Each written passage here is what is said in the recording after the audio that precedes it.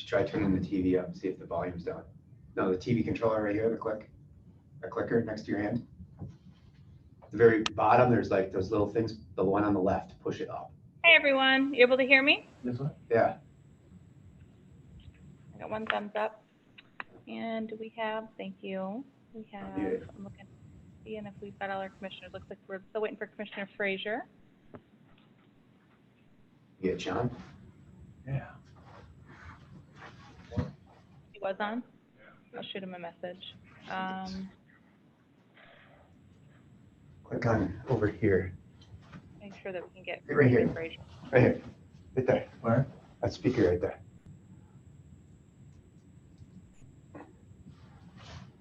Technical difficulties. Hang on, All right. folks. Make sure that we have all commissioners on. And then it looks like our second conference room with Hey, Kurt Sean. in there. If you can put it on mute when you're not talking, that would be great. Okay, we're working on our auxiliary conference room where we've got our presenters to make sure that we're maintaining social distancing. And yes, Commissioner Bonzal is on. Commissioner Frazier has a reboot. So we're waiting for Commissioner Frazier to join us. Just a moment. Are we all muted for a reason? Oh. You're not muted, Fred.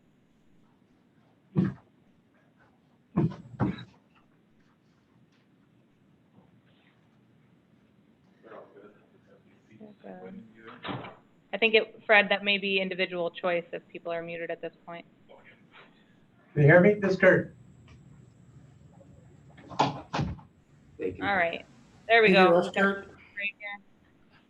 There he is. Okay. At reboot. Big work. Yep, no problem. So today we've got a work session, and this is on the presentation of water, sewer, and stormwater rate study update by Tellus Financial Consultants, Inc. I'd like to call that meeting to order at 4:34 p.m. Looking for my gavel here. And we will go ahead and do the Pledge of Allegiance first. I pledge allegiance to the flag of the United States of America, and to the republic for which it stands, one nation, Under God, indivisible, with liberty and justice for all. All right, and roll call. I'm seeing here that we have, I'm just making sure, we've got Commissioner Stonehouse, Commissioner Davis, Commissioner Schlegel, Commissioner Bonzal, Mayor Pro Tem Hill, and Commissioner Frazier. So we have all present. This is an informal work session. I don't have any announcements. We do have public comment before we go ahead and get started with our main item here. Do we have anyone for public comment on this work session? Our public comment is being conducted via Zoom and via phone this evening. No.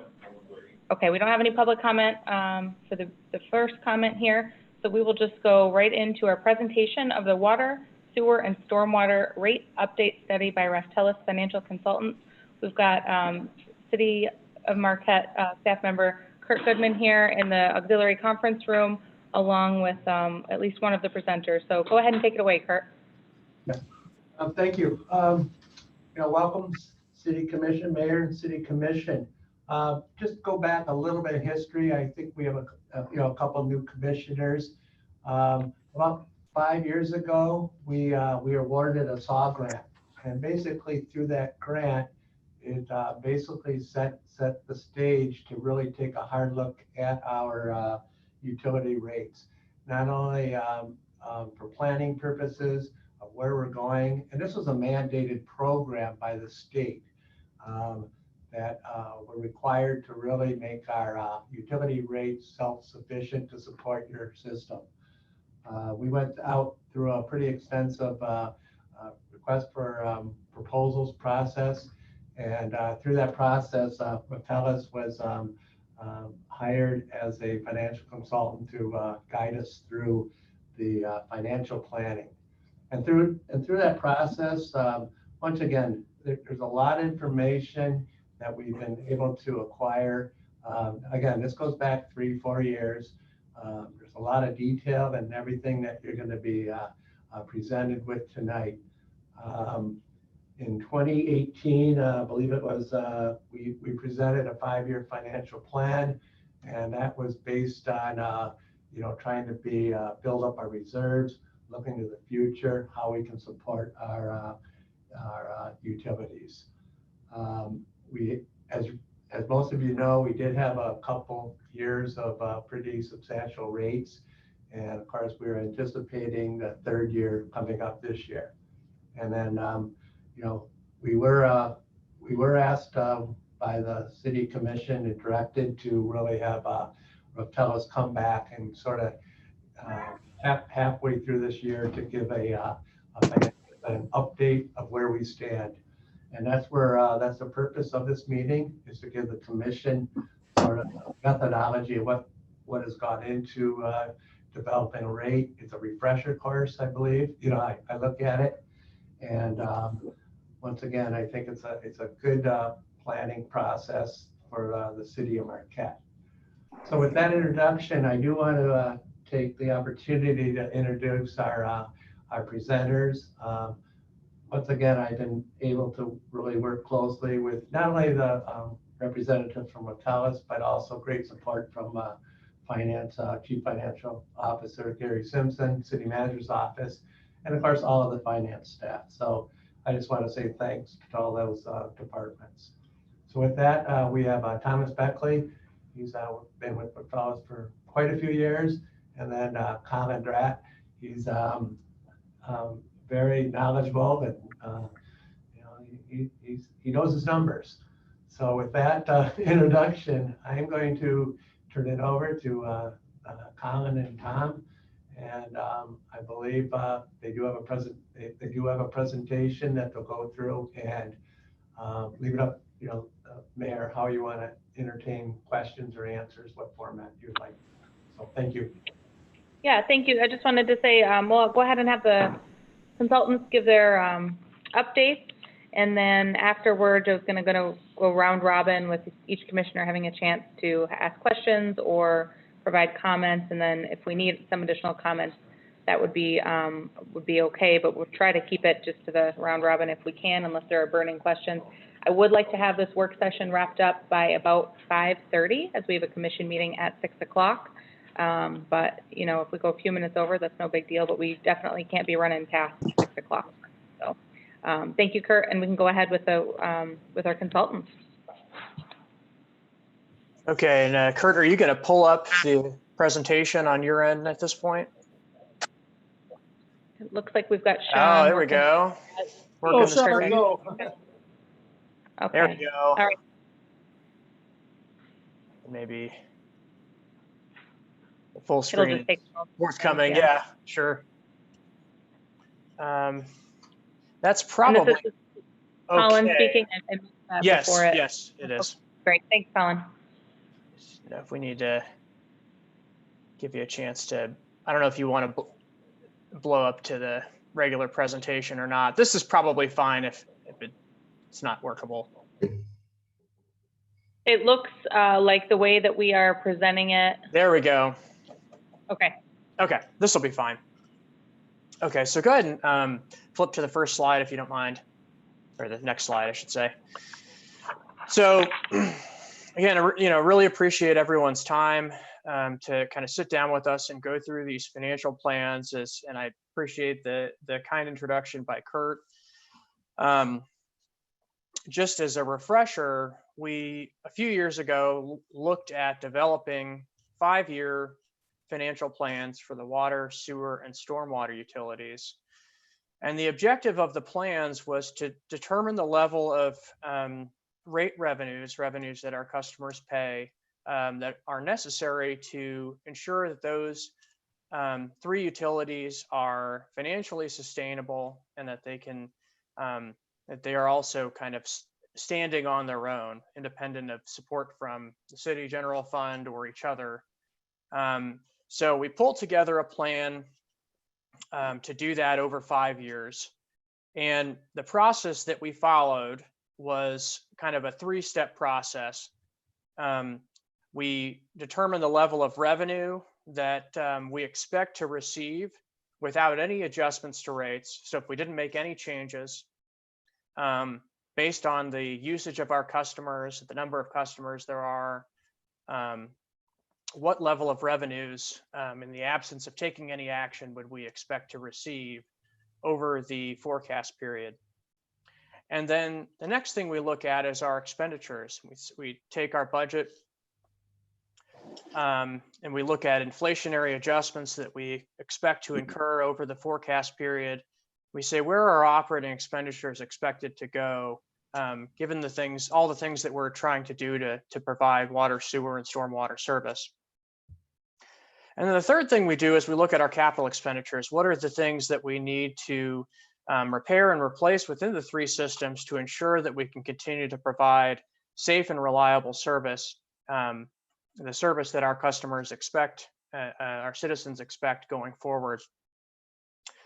And once we do the first three, then the next task is to compare the two and say, if we don't make any changes to our rates, how do they stack up against our projected operating and capital expenditures?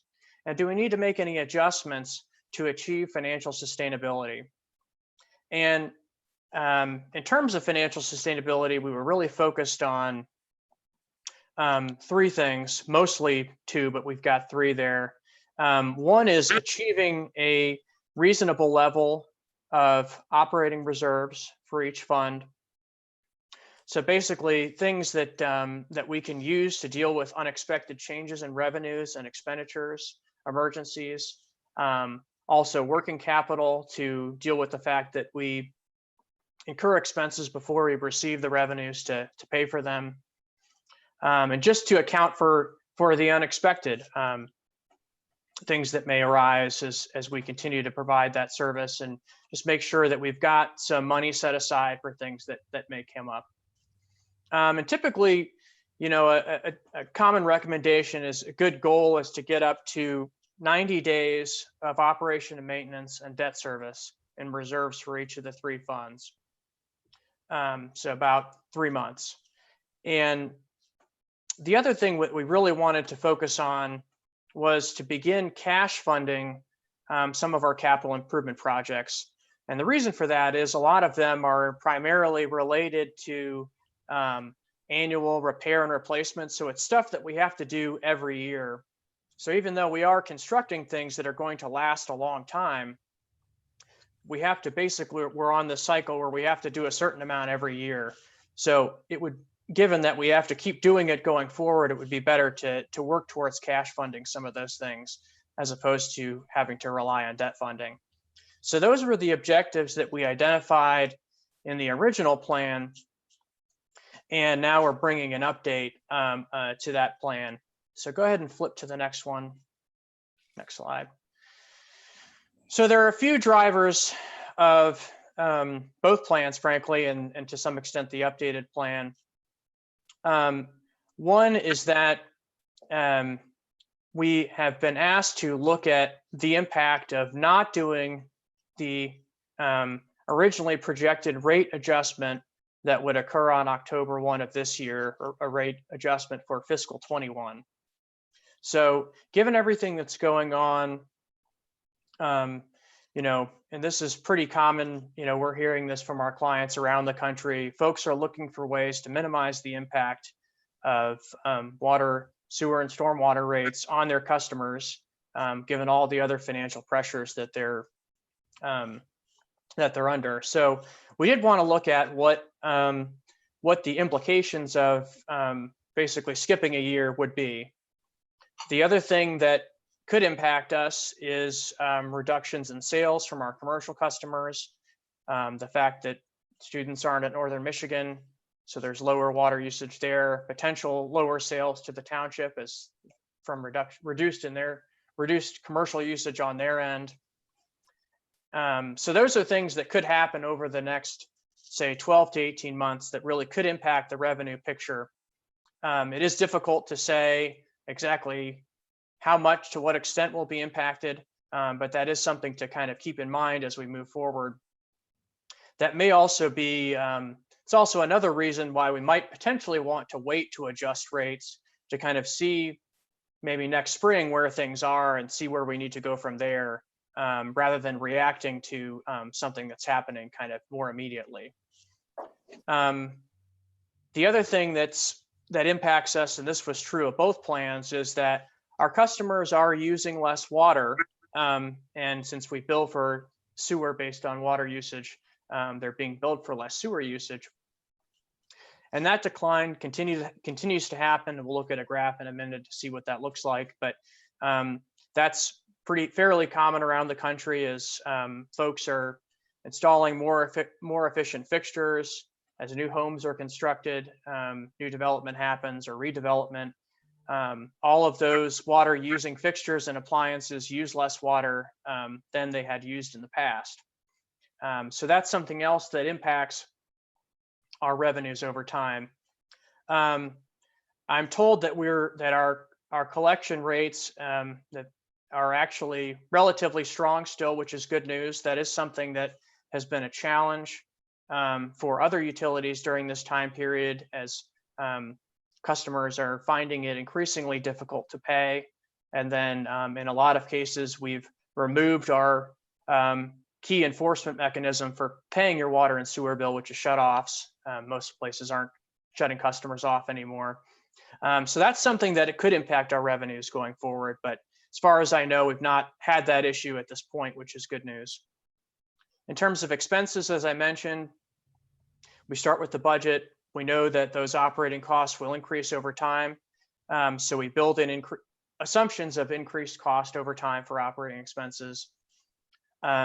We do have for capital financing on the water and sewer side, we have access to low interest financing from the state in terms of the drinking water revolving fund and state revolving fund for sewer. So we have assumed that we'll begin to start to use some of those resources. The benefit of those loans over the GO bonds that we have been using is that the term is longer. So that will reduce the impact on our rates by spreading out the costs of those projects over a longer time horizon. We don't have that on the stormwater side.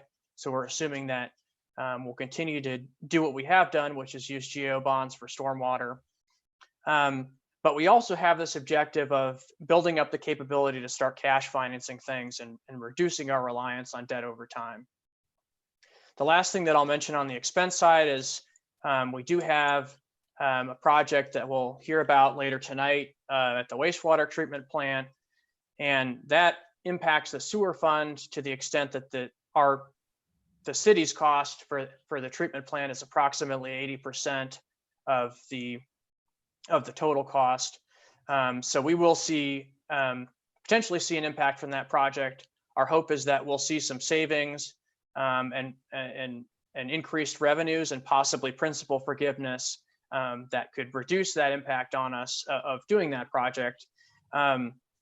What I've done in terms of that is kind of taken a middle of the road approach and assumed that we would get some of the additional revenue, but maybe not the principal forgiveness. So it's a little bit conservative in terms of the impact of that wastewater treatment plant project. Our hope is that it will certainly look better than that, but there is some conservatism built into how we've incorporated that. Okay, next slide. Okay. This just demonstrates the decrease in water and sewer usage per account. So on the left-hand side, you've got 1,000 gallons per account per year. And this is not any particular account. It's just our total usage for water in the dark blue bars and sewer for the green bars, total usage divided by the number of accounts each year. There are some blips in 14 where we asked customers to run their water to prevent pipes from freezing and bursting, the kind of let run thing. So we didn't bill them for that, but there is higher usage in that year because of that. There may be some of that going on in fiscal 18 as well. But in general, what we see is a declining, kind of similar trend as we see in other places of this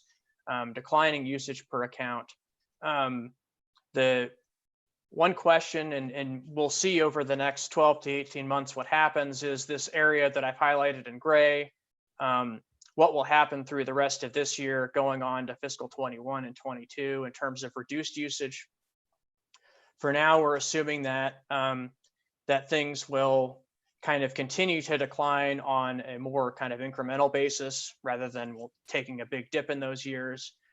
So as a caveat to what you're seeing, to the extent that things do really take a dive over the next 18 months, this things would obviously look worse, a little bit worse than what we're seeing here. But in general, we are, seeing usage continue to go down, and you can kind of see that from the historical trends if you kind of ignore maybe the really big blip and just focus on the other ones. So that does impact our revenues, because each year as our usage goes down, our baseline revenues, in the absence of any adjustment, will continue to go down as well. Okay, next slide. So this slide shows the two plans. The 5-year plan is the original one that we showed a few years ago, and these are overall increases in revenues for each fund. So you can see in 21, for example, under the previous plan, the 5-year plan, we had a 12.25% increase this year, 11.5% on sewer, and 15.25% for stormwater. And what we've been asked to take a look at is two things. One, can we, what are the implications of stretching that plan out over a longer period of time? So instead of trying to achieve those objectives over say a 5-year period, and then kind of dropping off the increases from there, what would things look like if we really stretch things out over a longer period of time? So you can see that in the 10-year column, all the increases are generally lower, with stormwater excluded. We still have some of those higher increases in there, but they still do drop off towards the end. And the second thing that we were asked to take a look at is what are the implications? What do the following year's increases need to be to achieve those objectives over the longer time horizon? If we were to skip an increase this year, one that would occur on October 1. So you can see instead of the 12.25, the 11.5, and the 15, there are zeros in the 10-year column. Okay, next slide.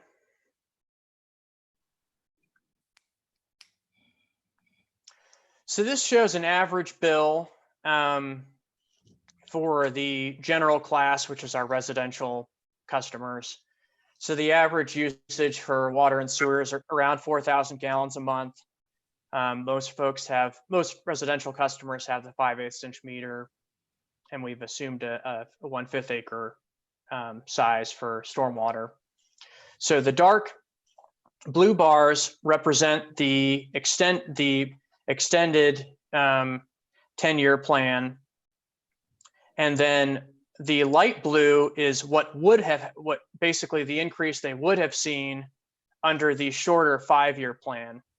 So in 21, for example, the average bill is $112 for all three per month, and that's the same as it would have been in 20. And under the 5-year plan, it would have been $14 a month higher. And then if you go out towards fiscal 28, which is as far as the old plan went, under the new plan, the bill is $43 lower than it would have been under the higher 5-year plan. So we're trying to extend things out, dropping that increase in 21 also takes some of the pressure off that bill as well. And then in general, we're under the extended plan, we end up with a lower bill for that typical bill.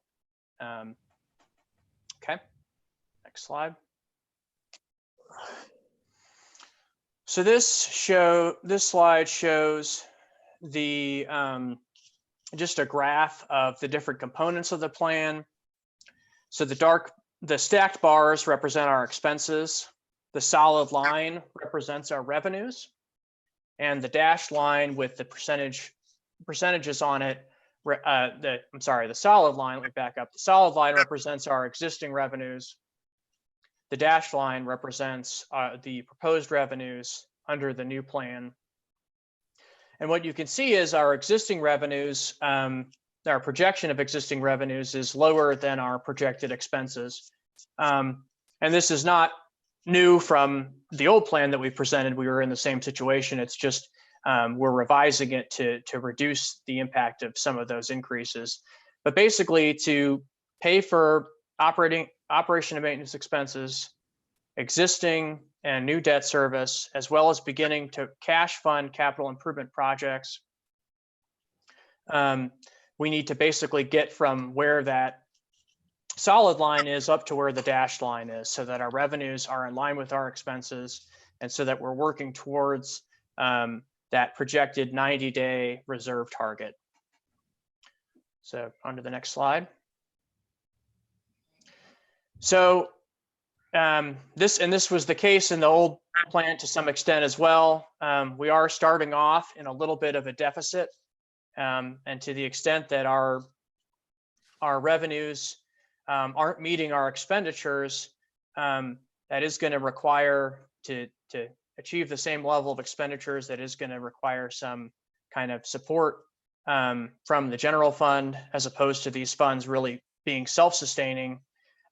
This was the case in the old plan too. The revenues were not where they needed to be for these funds to stand alone, but that was part of the old plan, is to get them to where they need to be, and that is reflected in the new plan. The primary difference is we're going to take longer to get there, because we're in this new plan avoiding the increase in 21, and also trying to get to that 90 days over a slightly longer period of time. Next slide. So this shows the charges that would be projected over the period. The only thing to really note on this is that we are, and this was true of the old plan as well, we are proposing increasing, at least initially, increasing the fixed charge at a faster pace than the volume charge. And that's to account for the fact that our usage is declining every year. So it is difficult to achieve the level of revenues we need as our customers continue to conserve. In general, approximately 90% of our costs are fixed. So from a pure cost basis, that is an argument for a higher fixed charge. We do have to sort of balance that out with the impacts on our customers. So the objective is to increase our fixed revenues over where they are now, and get closer to recovering more of those fixed costs. But we're not looking to get to recovering most of our costs on a fixed basis, because we know that that could adversely impact some of our lower usage customers. Next slide. On the sewer side, this is a similar kind of look. With the sewer utility, we're really, obviously there's no increase in 21, similar to water, and then a couple larger increases over the next couple of years. And then from that point on, if we're able to do those in 22 and 23, we'll be at a point where we're starting to look at more inflationary increases over time, as opposed to the larger increases we started off with. So the sewer fund is getting closer to where it needs to be. And even if we avoid the increase in 21, with a couple more years of more substantial increases, we should be getting closer to a point where the fund is able to kind of stand on its own with more inflationary increases. Next slide.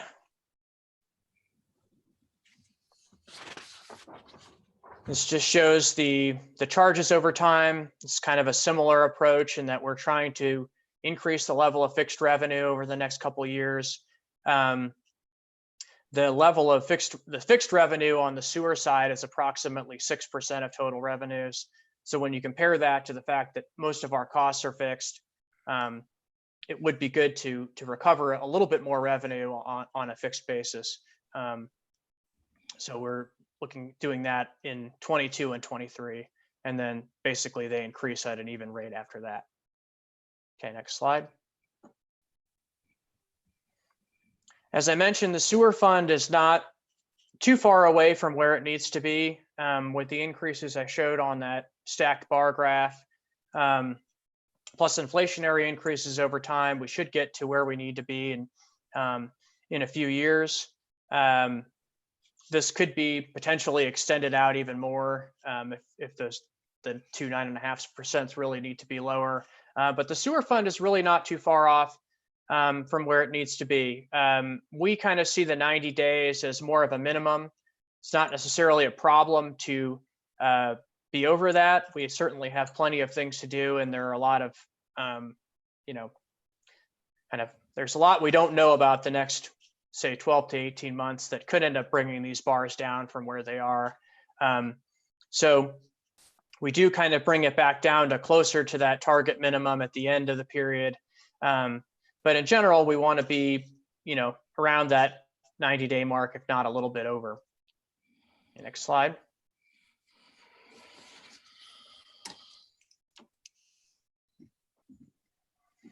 Okay, this shows stormwater.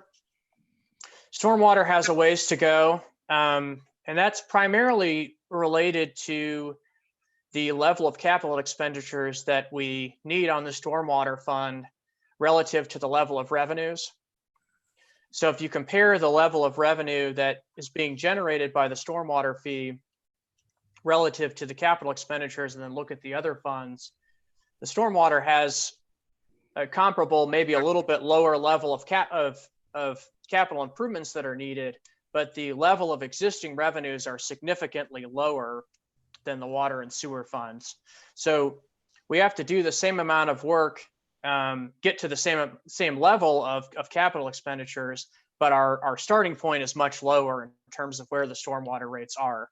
So they have further to go in terms of being able to fund those capital improvements. So the percentage increases look larger, but that's because the baseline baseline revenues are much lower than the other funds. Okay, next slide. This just shows the stormwater fee. We're just proposing to increase the existing fees on an across the board basis. That means they all go up by the same percentage, so the 15.25%. And after a few years of the kind of higher increases, we'll be closer to where we need to be and can kind of drop those down to a little bit above inflation, but not nearly as high as the prior years. Next slide. And this just shows our projected operating reserve relative to the 90-day target. Obviously, there's a significant dip into the negative territory until those larger increases bring us back up to where we need to be. And then by the end of the period, we'll be getting into that, just at that 90-day threshold there. Okay, next slide. That might be it. Okay. That is it for going through the slides that we prepared. Great, thank you. Sure. Colin. Commissioners, do we have questions, comments? I think I'll go around here and ask. Commissioner Stonehouse, anything you'd like to ask or comment on? I have no comments at this time. Okay. Commissioner Frazier. As long as stuff doesn't flow uphill, we're all good. Commissioner Davis? I appreciate the presentation. It helps me to understand things better than I did when I looked at it without the presentation, but I have no comments or questions at this time. Okay, thank you. Mayor Pro Tem Hill? I do have one question on slide 6. Could we go back to slide 6?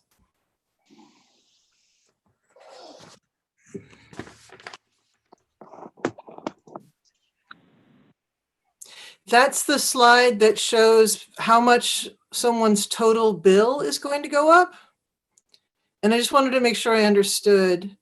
So it looks like, Can you make that a little bit bigger, perhaps?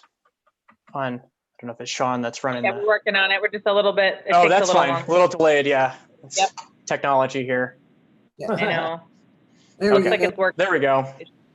So you're saying in 2020, the average resident in Marquette could expect to pay $112? So the And- average, go ahead.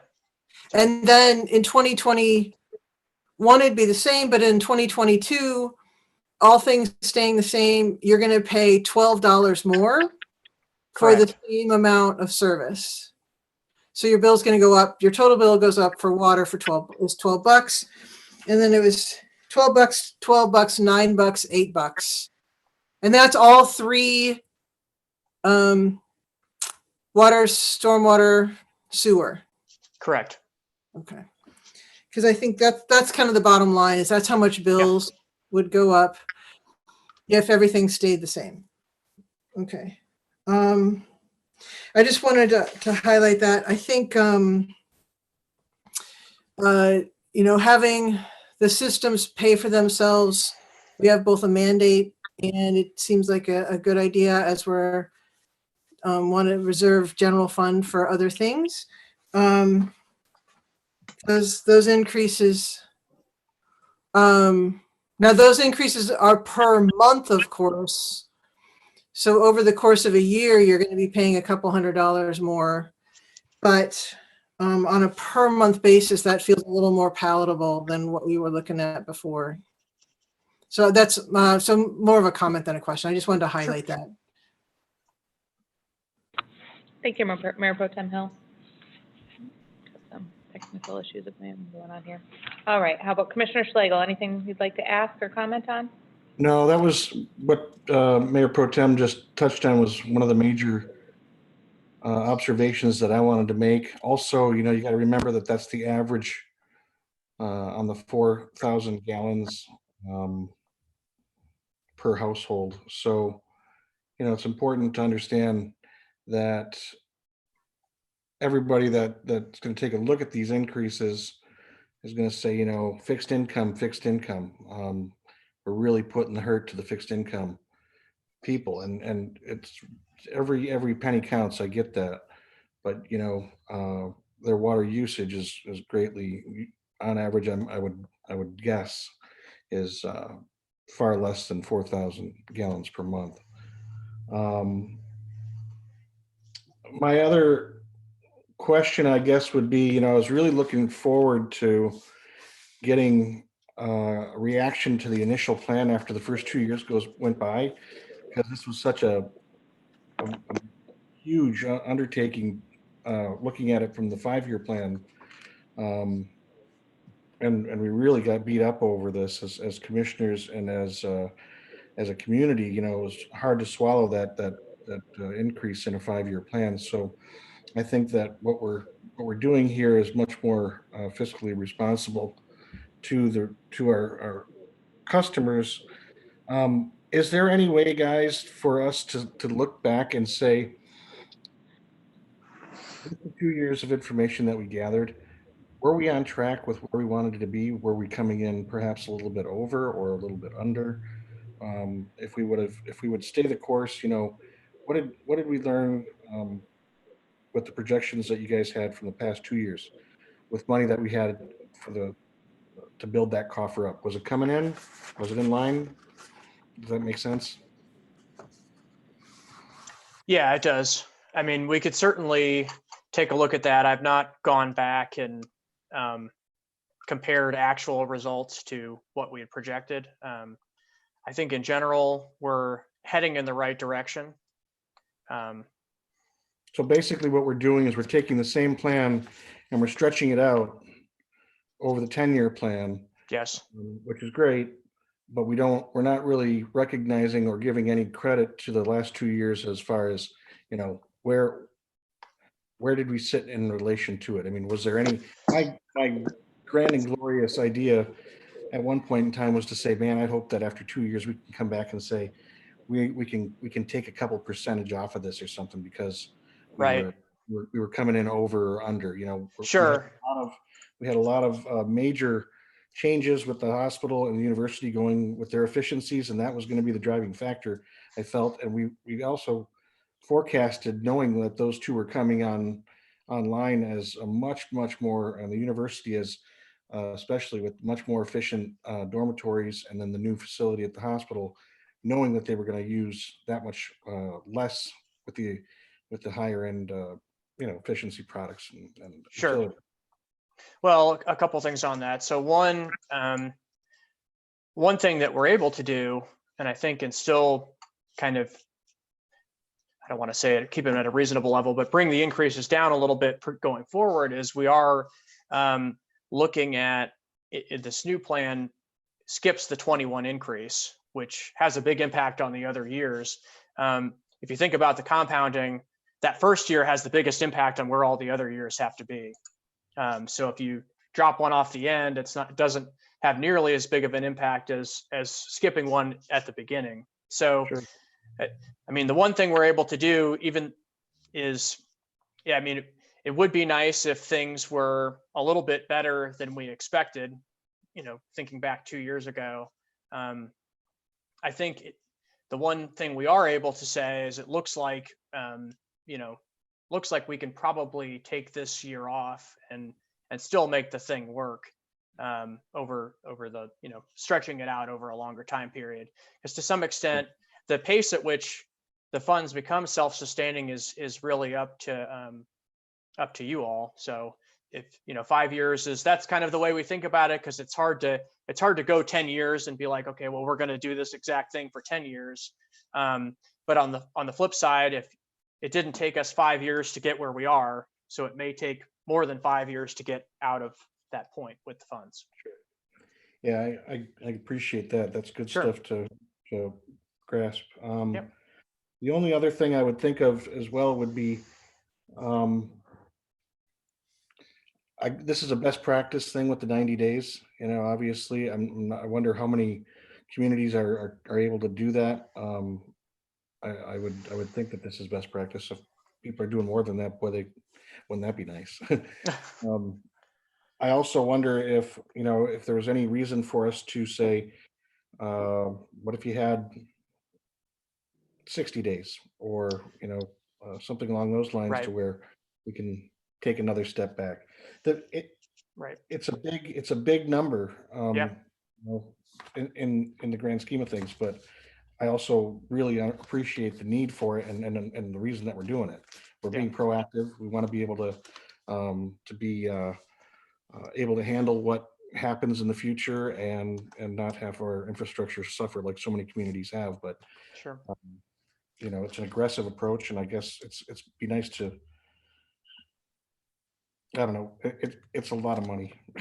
Yeah. So, Well, and if you think about, the risks kind of the risks of the utilities face that kind of are that those reserves are meant to cover, there may be a little bit of flexibility there in terms of kind of what that objective should be. For example, the stormwater utility revenues are completely fixed. So we don't really have that same weather risk that we do on the water and sewer utilities. So could potentially justify a slightly lower reserve there, or take longer to get to that target, because you really don't have the issue with weather on the stormwater side that you do on water and sewer. We don't do it here, but some communities use winter average for sewer billing, and in those cases, sometimes we'll recommend a lower kind of lower kind of days cash target, because there's not as much fluctuation from year to year when you're billing based on a winter average as compared to using water use. and then if there's, I'm sorry to ask so much here, No, but that's okay. the cash funding component of this, how important that is for us to be able to have that coffer to do the cash funding versus the debt funding. If there's any kind of a number that we can kind of wrap our head around, what we would be saving by not having to bond those things, or to borrow, versus being able to pay cash. Not expecting anything from you right now, but that's Sure. something that that allows us to go out and say, and this is why we're trying to do this so that we can save this money in the future as well. So Yeah, I mean, the challenge with debt, the upside to debt financing, of course, is that you get to spread it out. So the impact in any one year is very small, although less so here if we use 10-year bonds. But just assuming a 20-year SRF loan, for example, we get to spread that cost out over 20 years. Now, that said, it's going to cost us twice as much to do the same work. And when you have to do it every year, year after year, those same replacement projects, it becomes more like an operating expense than it does a capital expense, even though you are replacing things that last a long time. So the downside to cash funding is that you have to raise the cash, and that your rates have to be up here to do that. And when they're not up, when they're up there, then you're fine. But to get them to that point and also achieve that 90-day target is that's a lot to bite off in even 5 years, which is part of why we're talking about the 10 years. Right. Thank you. Yep. Thanks, Commissioner Schlegel, and thank you, Colin. Commissioner Bonzel, any comments or questions? Yes, thank you. I had 2 questions. First, I guess I just wanted to say that I do really appreciate all of your work. I completely agree that it makes a lot of fiscal sense to start trying to cash fund as many projects as we can, and also get this sort of rainy day fund together, no pun intended. But my first question is, I think it's something Kurt mentioned earlier, that the state is requiring us to make our water, sewer, and stormwater systems financially self-sustaining. And I'm curious, for how long have they not been financially self-sustaining, and sort of why? Is it because we weren't raising rates enough in the past? Is it because we developed more infrastructure in a relatively short period of time? I mean, why is that? And for how long has that been the case that we haven't been self-sustaining in terms of our infrastructure expenses for water and sewer and stormwater? And then the second question that I had is, just looking at these proposed rate increases, I think this is fantastic, spreading it out over a longer time period.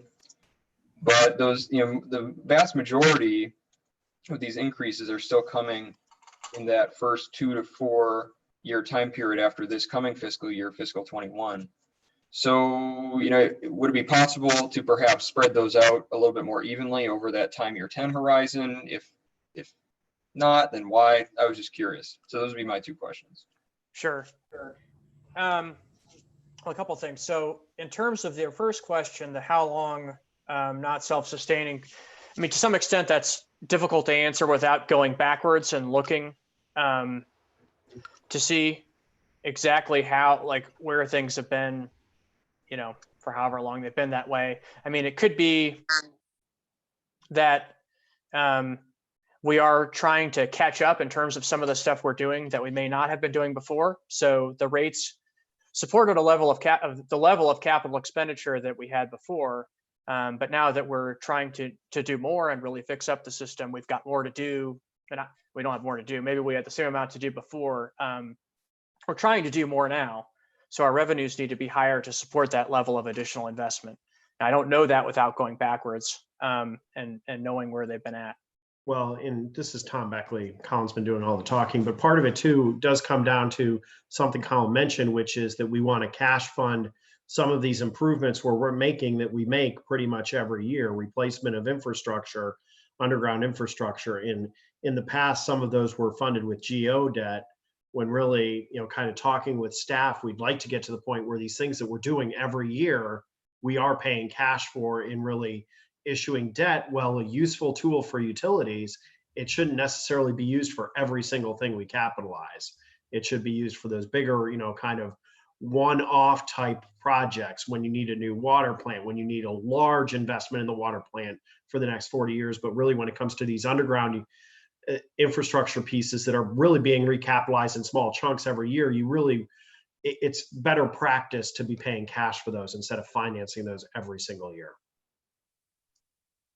And I think to your second question, we could pull down the earlier ones. The higher ones would need to be higher. The later ones would need to be higher to get to the same point. I think the challenge that we sometimes run into is if you don't do enough early on, it can be difficult to continue doing it year after year.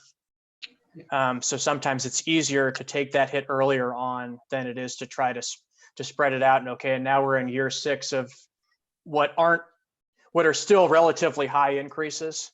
And people kind of, they get Well, tired. there's also the compounding effect you have to keep in mind. If we skip a 1% this year and say, well, we'll just take the 1% this year and do it in 5 years, you'll need to make that 1% that you didn't do this year 3 or 4% in 5 years to make up for it, just because of compounding and all the missed revenue from those 5 years. So it's much more effective to kind of bite the bullet and do a bigger now if you can. Certainly we can come up with a solution that has lower now, but it's not just if you take one, if we took one off of this year and said, well, let's do it in 5 years, it would be 3 or 4% in 5 years instead of just 1% this year. No, thank you. Commissioner Stonehouse? Oh, sorry. Go ahead, Commissioner Bonzo. It looks like Commissioner Stonehouse had something to add. Probably in the same vein. Just wanted to comment, that's really called mathematics and compounding. And we learned that in grammar school of why it's so important. And I think our residents all understand that too, because they go through the same type of thing when they buy a car, when they buy a home. It's well understood. I do have a question for Kurt, though. Can you hear me, Kurt? Yep. Where do we stand as a city in terms of our utility costs? In other words, our water, sewage, et cetera, in the Upper Peninsula? Are we on the top of the list, the middle of the list, the bottom of the list? Yeah, I did get that question, and of course, every year I try and give an update. I did pull up a recent survey that was City of Escanaba did last year. One thing, it's very tough to compare utility costs, apples to apples. I've always said this to other communities. A lot of communities have different policies set by their city commission for the percentage of infrastructure. Are they proactive? But really, to answer your question, Marquette still is a little bit above the middle point.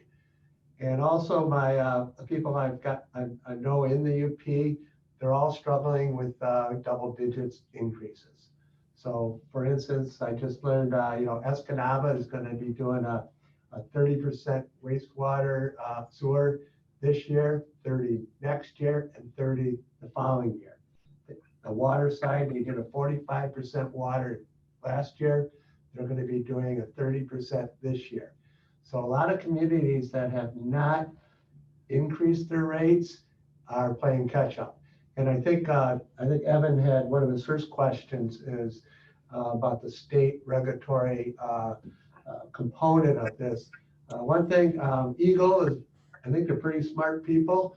They, believe it or not, about 5 years ago, they mandated all utilities, water and sewer, start to put together a asset management plan that required a comprehensive financial plan to eventually become sufficient.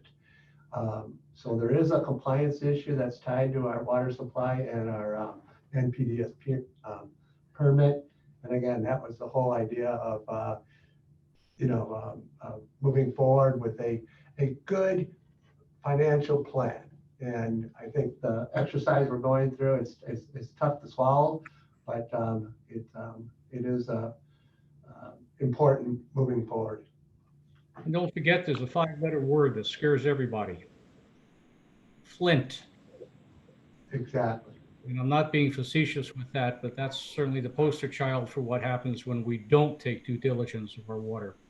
And I think we always need to keep that in mind.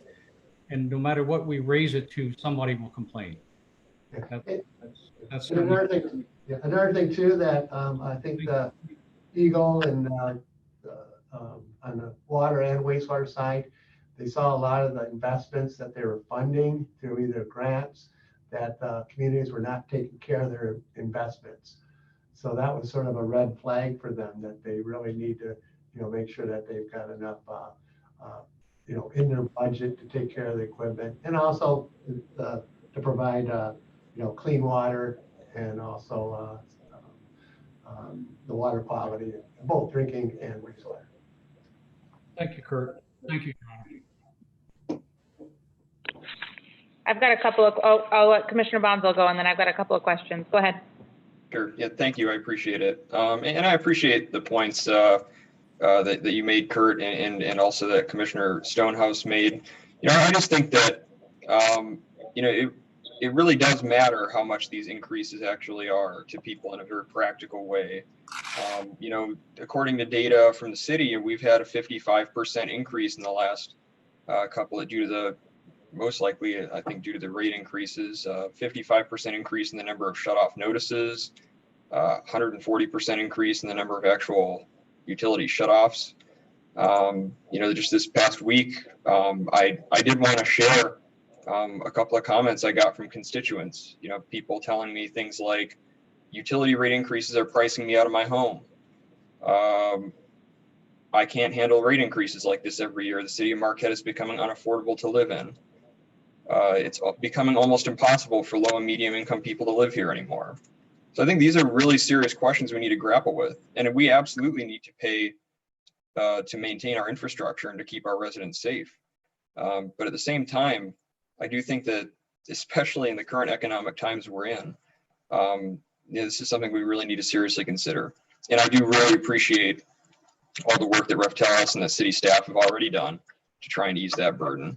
It does make me feel a lot more comfortable.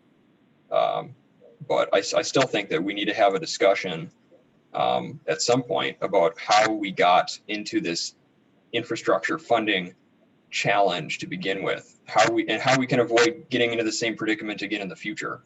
I think the answers to those questions are more complicated and a lot more important than we've acknowledged so far. So I definitely would be interested to see how long has the city not been, how long has the city's water, sewer, and stormwater system not been financially self-sustaining, and why? What are some of the reasons behind that? I think that'd be very helpful to me and maybe to some of my colleagues as well. So I really appreciate it. Thank you. Thanks, Commissioner Bonzo. So I have a few questions. One, if we could look at slide 5 quickly. I think Sean will probably try to get it up here.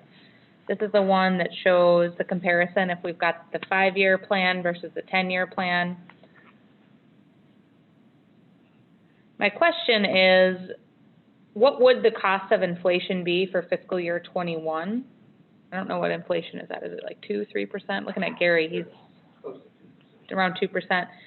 One thought I had is it might be, I know we've got this economic crisis, but it might be saleable or tolerable to increase just by the price of inflation to reduce some of the costs down the line. And maybe that's not something we want to look at, but it was just a thought I had, especially with the compound interest and those things we've talked about. Just maybe kind of try to keep it at least where it is. Again, this is a work session. We're not making any decisions tonight. This is information that we will be using on the budget that will be presented to us this probably late summer for the fall, for October 1.